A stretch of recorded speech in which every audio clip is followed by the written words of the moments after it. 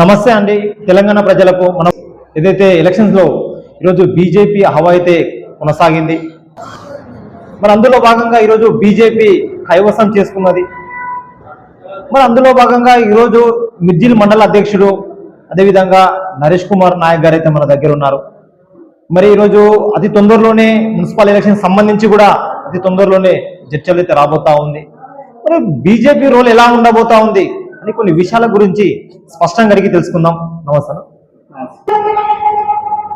మొట్టమొదటగా పశ్చిమ బెంగాల్లో వెలువడినటువంటి శాసనసభ ఫలితాలలో మెజారిటీ అభ్యర్థులు భారతీయ జనతా పార్టీ కైవసం చేసుకున్నది. ప్రభుత్వాన్ని కూడా ఏర్పాటు చేసుకునే దిశగా ఈరోజు భారతీయ జనతా పార్టీ అభ్యర్థులు ముందంజలో ఉన్నారు.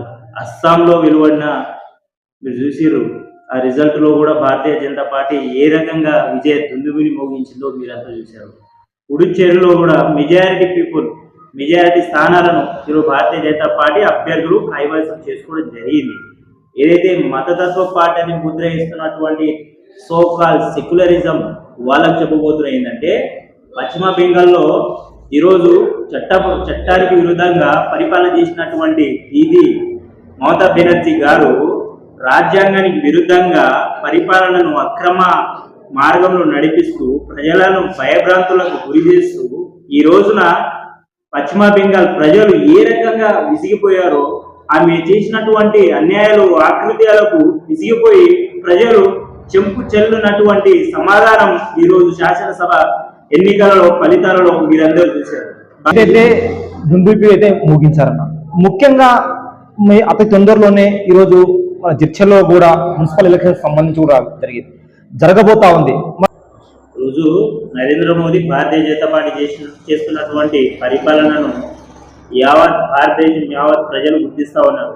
అభివృద్ధి పదంలో నరేంద్ర మోదీ గారు ముందుకు కొనసాగిస్తూ ఉంటే ఈరోజు ప్రతిపక్ష పార్టీలు ఏదైతే ఉందో వారు నరేంద్ర మోదీ మీద భారతీయ జనతా పార్టీని ఎదుర్కోలేక బురద జల్లే ప్రయత్నంలో భాగంగా చేస్తున్నటువంటి ఆరోపణలు తప్పితే ఎక్కడ కూడా వారు చేస్తున్నటువంటి అభివృద్ధి పనులు ఎక్కడ కూడా కనిపించని దాఖలాలు మనం చూస్తున్నాం. ఎందుకంటే నరేంద్ర మోదీ ఈరోజు ప్రపంచంలో అత్యధిక సభ్యత్వం కలిగిన పార్టీ ఈ దేశంలో ఏదైనా ఉందంటే కేవలం భారతీయ జనతా పార్టీ మాత్రమే. ఒక మంచి పాపులారిటీ ప్రజాదరణ కలిగినటువంటి నాయకుడిని ఢీకొట్టే సత్తా సామర్థ్యం లేనటువంటి ఎవరైతే కామెంట్లు చేస్తున్నారో సోకాల్ పీపుల్ వాళ్లకు నరేంద్ర మోదీ ఆయన చేస్తున్నటువంటి అభివృద్ధి పనులకు ఒకసారి కళ్ళు తెరిచి జ్ఞానంతోన విజ్ఞతతోన ఆలోచన చేస్తే వారు చేస్తున్నటువంటి పరిపాలన మీద ఒక అవగాహన వస్తుంది.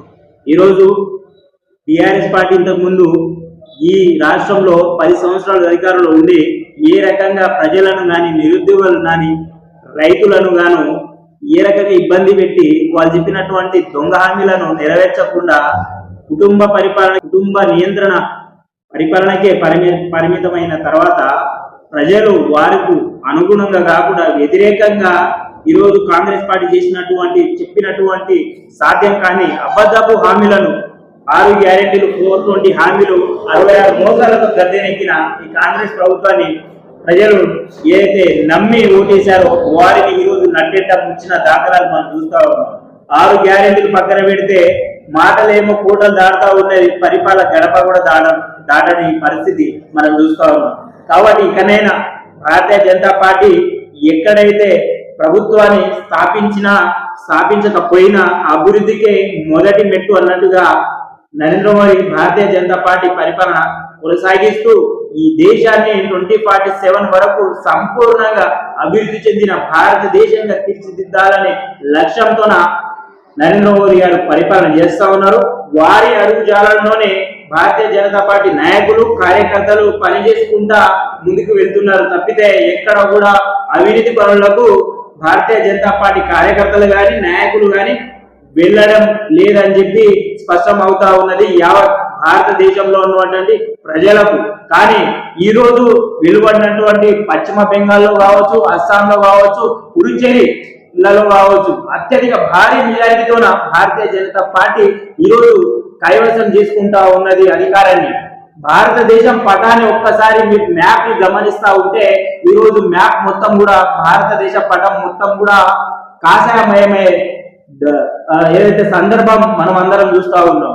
కాబట్టి ఇకనైనా ఈ మధ్యలో వచ్చినటువంటి లోకల్ బాడీస్ ఎలక్షన్ లో దాదాపు 750 పై చిలుకు సర్పంచ్ స్థానాలను కైవసం చేసుకున్నారంటే రోజువారీగా day by day Bharatiya Janata party growth ప్రజలలో ఆదరణ కొనసాగిస్తూనే ఉంది, కానీ ఎక్కడ కూడా తగ్గించే దాఖలాలు లేదని స్పష్టం అవుతా ఉన్నది. ఎందుకంటే మరి ఇప్పుడు రాబోయేటటువంటి మున్సిపల్ చర్చలలో జరగబోయేటటువంటి ఎలక్షన్ లో కావచ్చు, లేకపోతే ఎంపీటీసీ జెడ్పీటీసీ ఎలక్షన్ లో కావచ్చు, భారతీయ జనతా పార్టీకి ప్రజలు మద్దతు తెలిపి అత్యధిక మెజారిటీతో గెలిపించే అవకాశం పుష్కలంగా ఉన్నాయని స్పష్టం అవుతా ఉన్నది. ఇంకొక విషయం, ఏదైతే ఎన్నో రోజుల కళ భారతీయ జనతా పార్టీ పశ్చిమ బెంగాల్లో జెండా ఎగరేయాలని చెప్పేసి ఎన్నో రోజుల కళ ఈ రోజైతే నెరవేరింది. ఖచ్చితంగా డెఫినెట్లీ భారతీయ జనతా పార్టీ తెలంగాణలో కూడా, తెలంగాణ గడ్డ మీద కూడా కాసే జెండాను భారతీయ జనతా పార్టీని స్థాపించబోతా ఉన్నది. అంటే ఈ ప్రభుత్వాన్ని తెలంగాణలో రాబోతా ఉన్నది. ఎందుకంటే చాలా సంవత్సరాల చాలా మంది సీనియర్ నాయకుల కళను, యావత్ తెలంగాణ ప్రజల యొక్క ఆకాంక్షను నెరవేర్చే విధంగా ఈరోజు భారతీయ జనతా పార్టీ తెలంగాణ రాష్ట్రంలో అధికారంలోకి చేపట్టబోతున్న రోజులు ఎన్నో రోజులు లేవు, మరికొన్ని రోజుల్లోనే మనం భారతీయ జనతా పార్టీ తెలంగాణ రాష్ట్రంలో అధికారంలో వచ్చే విధంగా చేసుకునే ప్రయత్నాలు ప్రజలు చూస్తూ ఉంటారు.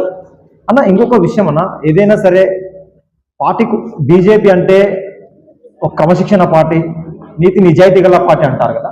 మరి నీతి నిజాయితీగా బీజేపీ కోసం కష్టపడినటువంటి వ్యక్తులు ఈరోజు పదవి వాళ్ళకు వస్తుందా, లేదంటే అడ్డదారులు వచ్చినటువంటి వ్యక్తులకు పదవి వస్తుందా?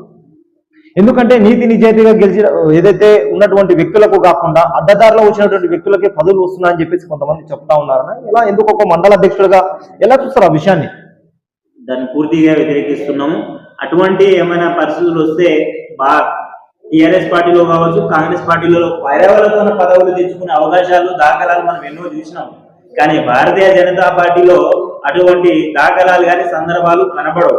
ఎందుకంటే ఉదాహరణగా మీరు చూసుకుంటే ఈరోజు భారతదేశ ప్రథమ పౌరాలు అన్నటువంటి ద్రౌపది ముర్ము రాష్ట్రపతి ఈరోజు ఒక గిరిజన బిడ్డ, గిరిజన స్థాయి ఒక అడవులలో మారుమూల గ్రామంలో ఉన్నటువంటి అడవుల నుంచి ఈరోజు వారిని వెలికి తీసి రాష్ట్రపతిని చేసిన దాఖలాలు ఏదైనా ఉందంటే కేవలం భారతీయ జనతా పార్టీలో తప్ప మిగతా ఏ పార్టీలో కూడా కనిపించని పరిస్థితి ఉంది.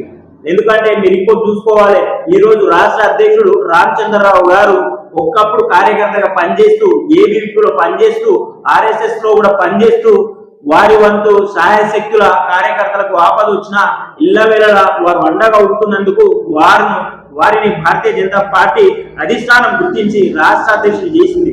ఎందుకంటే పైరవులతో పోతే చాలా మంది కూడా భారతీయ జనతా పార్టీలో అతి కీలక స్థానంలో ఉన్నటువంటి పోటీసులు చాలా మంది ఉన్నారు. కానీ వారిని అందరి పక్కనెట్టి ఈరోజు రామచంద్రరావు గారిని రాష్ట్ర అధ్యక్షుడిని ఎందుకు చేసినారనే విషయాన్ని ఒకసారి పరిశీలన చేస్తుంటే మీరైతే చెప్పిరో ఆరోపణ తప్పని మీకే స్పష్టం అవుతా ఉంటుంది. ఇంకొక విషయం ఈరోజు ఎంపీ గారి గురించి మనం మాట్లాడుకుంటే నిధుల విషయంలో కావచ్చు, ఎందుకంటే ఇప్పుడు ఉదాహరణకు ఇలా ఉంటుంది, ఎందుకంటే ఆల్రెడీ మేడం గారు కంపల్సరీగా ఎట్లాగైనా బీజేపీ జెండా ఎగిరేయాలని చెప్పి ఈరోజు గ్రామానికి తను వెళ్ళడం, ఎలా చూస్తారు ఆ విషయాన్ని? మెంబర్ ఆఫ్ పార్లమెంట్ సభ్యురాలు శ్రీమతి గౌరవనీయులు అరుణమ్మ గారు గెలిచిన తర్వాత గెలవక ముందు కూడా వారు అనునిత్యం ప్రజాసేవలో ప్రజలతో మమేకం అవుతూ ప్రజల మధ్యలో తిరుగుతూ అభివృద్ధికే ఫస్ట్ మెట్టు అన్నట్టుగా వారు పనిచేస్తా ఉన్నారు.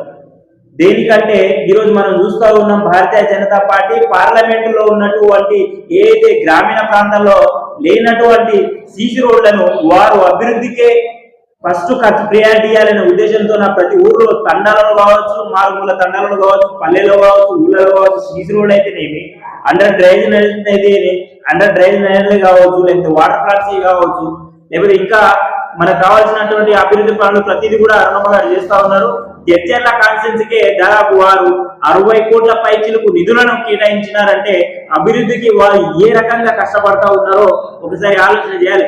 భారతీయ జనతా పార్టీ కార్యకర్తలు, లీడర్లు వారి కూడా అదే స్థాయిలో వారికి అనుగుణంగానే నరేంద్ర మోడీ అడుగు జాడలోనే పనిచేసుకుంటూ అభివృద్ధిలో భాగమవుతూ ఈ దేశాన్ని ఒక సంపూర్ణమైన అభివృద్ధి చెందేటటువంటి దేశంగా తీర్చిదిద్దాలనేటువంటి లక్ష్యంతో ప్రపంచంలో మన దేశాన్ని ఒక టాప్ దేశంగా అభివృద్ధి చెందే దేశంగా తీర్చిదిద్దాలనే లక్ష్యంతో పనిచేస్తున్నందుకు మేము కూడా గౌరవపడుతూ వారి అడుగుజాడలోనే పనిచేస్తున్నాం.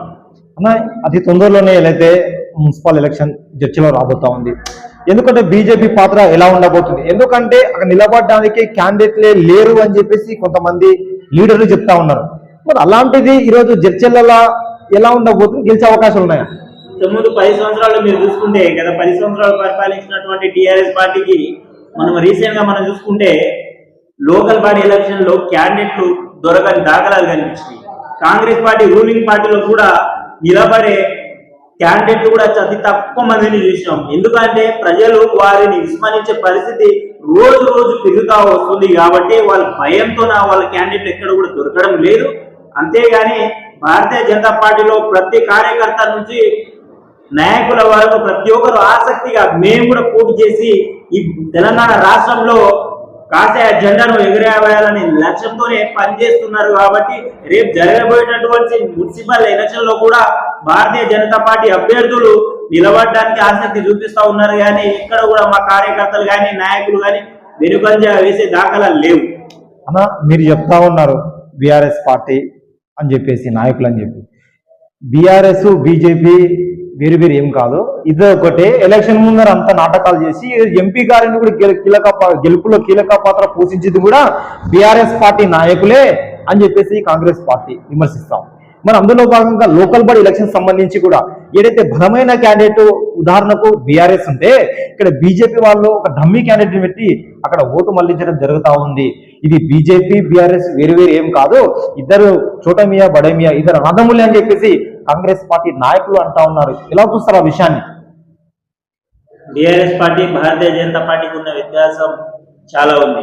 భారతీయ జనతా పార్టీ ఒక క్రమశిక్షణతో కలిగిన పార్టీ, ఒక సిద్ధాంతంతో కూడుకున్నటువంటి పార్టీ. కానీ బీఆర్ఎస్ పార్టీ కరప్షన్ తో నడిచే పార్టీ, అవినీతికి ఏరా అడ్రస్ టీఆర్ఎస్ పార్టీ.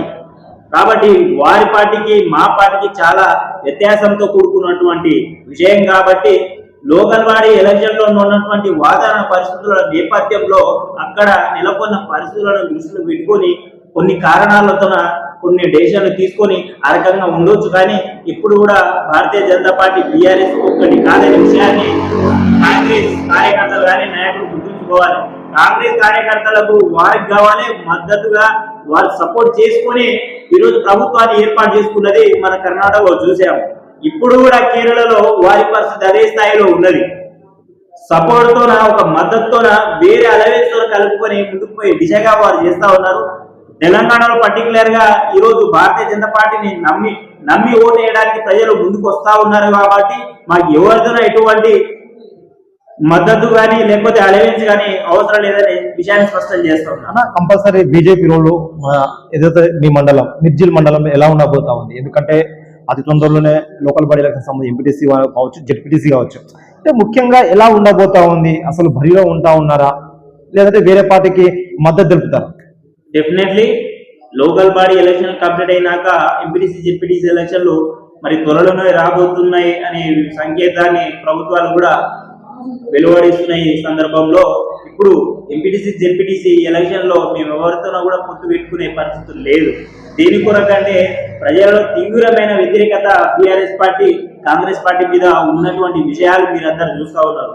వారు చెప్పినటువంటి 420 హామీలలో ఏ ఒక్క హామీలు నెరవేర్చకుండా రైతులను మోసం చేసింది, నిరుద్యోగులను మోసం చేసింది.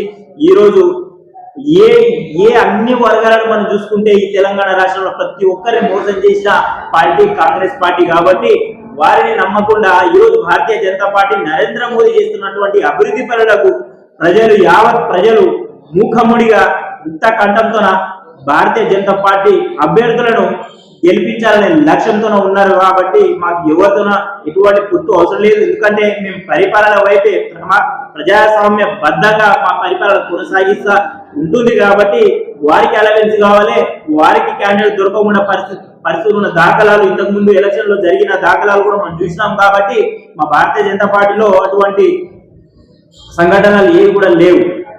ఇది ఏదైతే నరేష్ నాయక్ గారు అయితే ఒకటే స్పష్టత, ఏదైతే మండల అధ్యక్షుడు మిర్జిల్ మండలానికి సంబంధించిన బీజేపీ పార్టీ మండల అధ్యక్షుడు అయితే మనం ఒకటే చర్చ జరగం. కంపల్సరీగా ఏదైతే పశ్చిమ బెంగాల్ అస్సాం అలాంటి ప్రాంతాల్లో కూడా ఈరోజు బీజేపీ జెండా అయితే ఎగరేసాం. కంపల్సరీ నెక్స్ట్ ఎగరబోయేది ఈరోజు కంపల్సరీ తెలంగాణనే. ఎందుకంటే ఈరోజు ఎన్నో సంవత్సరాల నుంచి అక్కడ పాక వేయాలనుకున్నాం, కంపల్సరీ వేశాం. ఇంకొకటి ఈ జడ్చర్ల నియోజకవర్గంలో కూడా కంపల్సరీగా లోకల్ బాడీ ఎలక్షన్స్ కావచ్చు, మున్సిపల్ ఎలక్షన్ కావచ్చు, కంపల్సరీగా బీజేపీ కంపల్సరీగా జెండా ఎగరడం ఖాయం అని చెప్పేసి చెప్తా ఉన్నాడు. అదేవిధంగా మిర్జిల్ మండలానికి సంబంధించి కూడా మనం మాట్లాడుకుంటే కంపల్సరీగా ఎంపీటీసీ జెడ్పీటీసీ స్థానాలు కూడా అత్యధికంగా మేమే భారతీయ జనతా పార్టీ కంపల్సరీ గెలుచుకుంటామని చెప్పేసి చెప్తా ఉన్నాడు. అదేవిధంగా ఈ తెలంగాణ రాష్ట్రంలో ఈరోజు కాంగ్రెస్ ప్రభుత్వం వచ్చిన తర్వాత కూడా సంక్షేమ పథకాలు కావచ్చు, ఇందిరమ్మ ఇళ్ల విషయంలో మనం మాట్లాడుకుంటాం. ఇందిరమ్మ ఇళ్ల విషయంలో అర్హులైన వ్యక్తులకే ఇస్తున్నారా? వాస్తవానికి ఇందిరమ్మ ఇల్లు ఏదైతే ప్రజలు చేసుకుంటా కాంగ్రెస్ కార్యకర్తలు చేసుకుంటా ఉన్నారో వారి కార్యకర్తలకే ఆల్రెడీ ఇల్లు ఉన్నటువంటి కార్యకర్తలకే ఇస్తా ఉన్నారు. అది కూడా కాంగ్రెస్ పార్టీలోనే. ఎక్కడ కూడా నిజమైన అర్హుదారులకు నిరుపేద కుటుంబాలకు చెందినటువంటి వారికి ఎక్కడ కూడా ఇల్లు ఇచ్చే దాఖలా కనిపిస్తలేదు. ఎందుకంటే ఇందిరమ్మ ఇల్లు అని పేరు పెట్టుకున్నదే ఒక పెద్ద ఫ్రాడ్. ఈరోజు ఇందిరా గాంధీ ఈ దేశాన్ని భ్రష్టు పట్టిస్తూ ఈ దేశ వినాశనానికి ఆమె వంతు ఎంతో పాత్ర పనిచేసింది.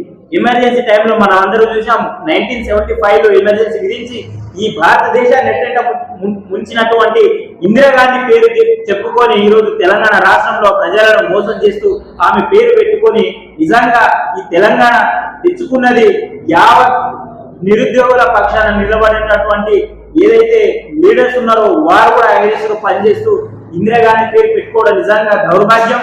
దాంతో పాటు ఈరోజు భారతీయ జనతా పార్టీ నుంచి కేంద్రం నుంచి దాదాపు 3.5 లక్షల చొప్పున ప్రతి ఒక్క నిరుపేద కుటుంబాలకు అర్హులైన ప్రతి ఒక్కరికి కూడా డబ్బులు ఇచ్చే పరిస్థితి ప్రతి ఒక్కరు మనం చూస్తా ఉన్నాం. కానీ అధికారంలో ఉన్నటువంటి ఈ మూర్ఖత్వమైనటువంటి పరిపాలన చేస్తున్నటువంటి రేవంత్ సర్కారు ఈరోజు మేమే ఇస్తున్నామని చెప్పుకుంటూ డబ్బాలు కొట్టుకుంటూ మేమే ఇస్తున్నామని చెప్పుకోవడం తప్పితే వారి నుంచి నిజమైన నిరుపేదలకు అర్హులకు ఇచ్చే దాఖలాలు ఇందిరమ్మ విషయంలో మాత్రం కనబడే దాఖలా పరిస్థితులు కానీ ఇక్కడ కూడా లేవు. ఇది ఒకటే విషయం. ఇందిరమ్మ ఇళ్ళ విషయంలో కూడా ఈరోజు నిరుపేదలైనటువంటి వ్యక్తులకు ఇల్లు రావడం లేదు. ఎందుకంటే వాళ్ళ వెనుక తిరిగి భజనలు చేసినటువంటి వ్యక్తులకు మాత్రమే వస్తా ఉందని చెప్పేసి ఈరోజు బీజేపీ పార్టీ మండలాధ్యక్షుడు నరేష్ గారు అయితే మనకు చెప్పడం జరిగింది.